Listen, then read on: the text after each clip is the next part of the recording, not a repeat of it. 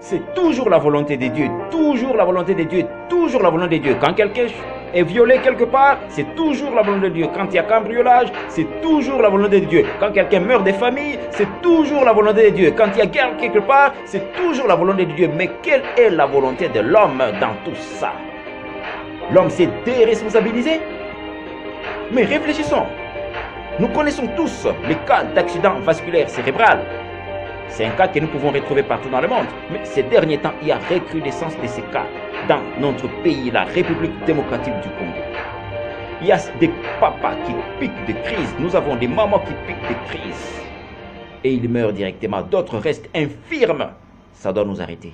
Ce grand pays qui vaut 80 fois la Belgique, 4 fois la France, où 2 tiers de notre population manquent de nourriture, il y a un problème.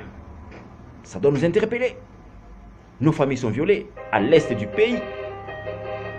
Pas d'école. Et c'est un grand danger. Mais si je regarde ce qui s'est passé, si nous devons seulement continuer à croiser les bras, il y a un problème. En 1 Samuel 17:37, je vois Goliath qui insulte, qui cherche à humilier le peuple de Dieu. Mais il y a eu quelqu'un qui a dit non, je préfère mourir, je préfère risquer la mort que continuer à vivre une telle humiliation. C'est David. Il a risqué. Ça ne pouvait pas être facile. Mais il a dit, mais continuer à connaître une telle humiliation, c'est dur. Je préfère encore mieux prendre le risque de mourir. Il a fait et nous connaissons les résultats. On nous dit très bien en 2 Timothée 1:7 que nous n'avons pas reçu un esprit de timidité, un esprit de faiblesse ou un esprit de peur, mais nous avons reçu un esprit d'amour, de sagesse et de force. Nous prions beaucoup dans notre pays, mais où est l'esprit de force? Où est l'esprit de sagesse? Nous avons toujours peur. Et c'est là où se trouve le problème. Vous savez, les gens qui se sont démarqués dans l'histoire, quand vous lisez Apocalypse 12:11, il est bien dit, ils l'ont vaincu à cause du sang de l'agneau, à cause de la parole de leur témoignage. Ils n'ont pas aimé leur vie jusqu'à avoir peur de la mort. La peur de la mort bloque le Congolais. Et c'est comme ça que les dirigeants en Afrique en général, plus particulièrement dans ce pays, se jouent du Congolais. Mais le Congolais doit savoir quel est son poids. Le Congolais doit savoir quelle est sa véritable position. Mais si nous continuons comme ça, les années passent, nous mourrons, les années passent et nous mourrons sans rien faire, il y a un problème. Si je regarde ce qui s'est passé en Irlande, il y a eu des banquiers qui ont dilapidé l'argent, environ 50 milliards de dollars, et cela avait pesé sur le social de la population irlandaise. Pensez-vous que les Irlandais se sont tus, se sont mis à prier en disant que Dieu vient à notre secours? Ils se sont lancés dans les rues, ils ont marché, se sont manifestés, ils se sont opposés. Aujourd'hui, dans notre constitution, à l'article 25, nous avons le droit de manifester, le droit de dénoncer quand quelque chose ne va pas. C'est pourquoi même quand nous prenons notre article 28, on nous dit que nul n'est tenu d'exécuter un ordre manifestement illégal. Il y a des choses que nous pouvons tolérer, pas tout. Nous connaissons des choses qui ne marchent pas. Pensez-vous que l'Afrique du Sud pouvait être là où elle est aujourd'hui? Sans révolte, sans révolution, ça ne pouvait pas marcher. Ce sont des gens qui se sont dit, mais trop c'est trop.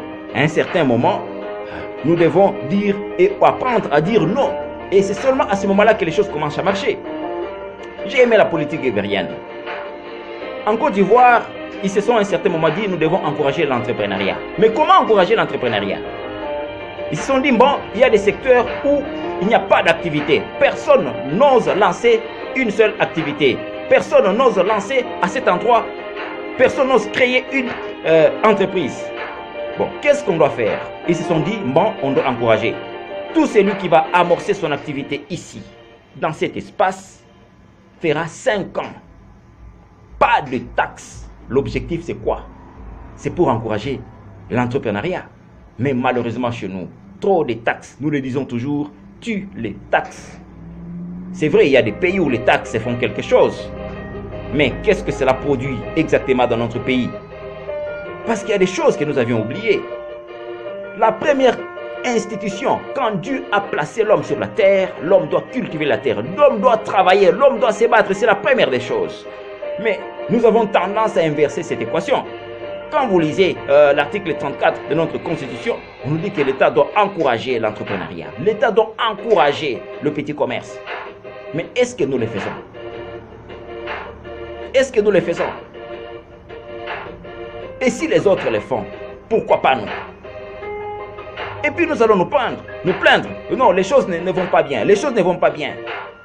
Nous pensons que les institutions de l'État sont au-dessus du respect des droits humains. Et là, nous allons en violation de l'article 62 de la Constitution, qui dit que le respect des droits humains s'impose sur le pouvoir public. C'est vrai, nous disons tous les jours le peuple d'abord, mais cela doit être pratique. Nous devons expérimenter maintenant cela dans notre pays. Il est temps que nous puissions vivre cela. Le Congolais doit prendre son destin à main. Ça en vaut vraiment la peine. Vous savez, la volonté de Dieu, quand vous lisez Jérémie 29:11, il est bien dit que je connais les projets que j'ai formés sur toi. Ce sont des projets de paix et non des projets de malheur. Qu'on ne puisse pas nous enseigner du n'importe quoi. C'est ça la volonté de Dieu. Mais si nous ne vivons pas cette volonté dans notre pays, alors il y a un problème. Vous savez, la plus grande stupidité dans la vie d'un homme, c'est d'abandonner une cause noble. Vous savez que non, je dois me battre pour telle chose.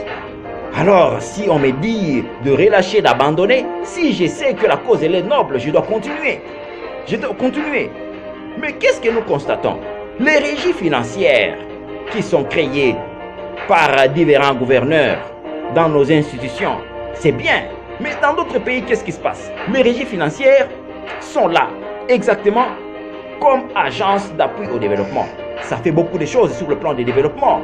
Il y a des routes, des recettes agricoles qui sont aménagées. Il y a beaucoup de choses qui sont effectuées. Mais chez nous ici, l'argent récolté au niveau des régies financières, ce ne sont que des caisses d'assistance politique et privée. C'est tout.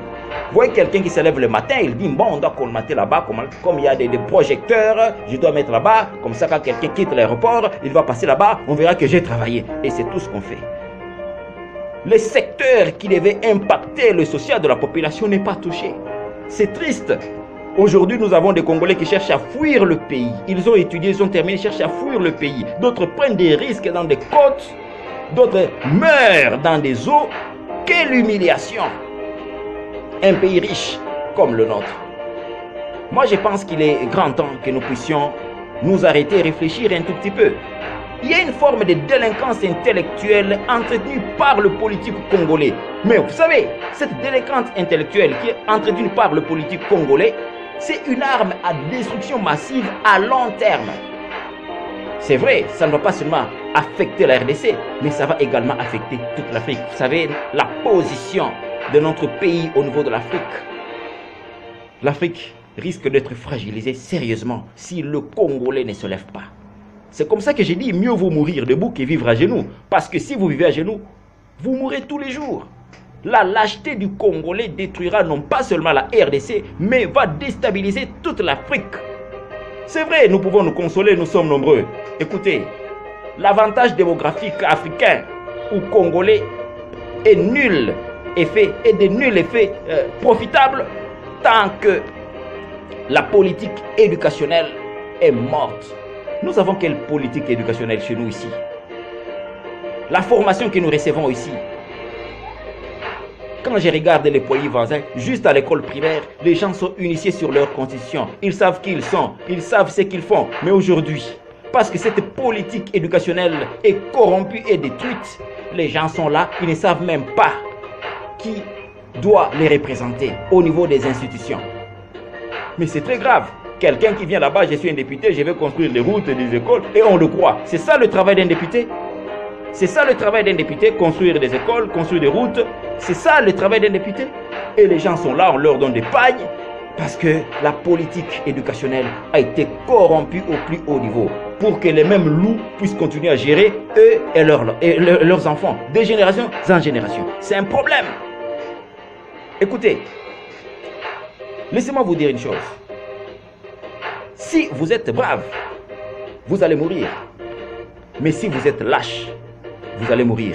Alors mieux vaut mourir comme un brave que mourir comme un lâche. Le plus important, ce n'est pas ce qui nous arrive. Non, vous savez, nous avons été dans des mauvais draps. Nous sommes retrouvés dans une situation très mauvaise. On est très mal parti. Ce n'est pas ça le problème, c'est ce qui nous arrive. La Chine a connu des choses, il y a eu des bombardements, mais la Chine, où est-ce qu'elle est aujourd'hui? Où est-ce qu'elle est aujourd'hui? Ce n'est pas ce que nous avions connu. Le problème, c'est notre réaction par rapport à tout ce que nous avions subi hier. Tomber, ce n'est pas une fatalité. Mais quand vous prenez la décision de rester seulement par terre, alors là, il y a un problème. Et ce problème est taxé comme un crime pour moi. Alors j'ai dit que le Congolais doit être délivré de sa peur. Psaume 34, 5 dit clairement: délivre-moi Seigneur de la peur. La peur bloque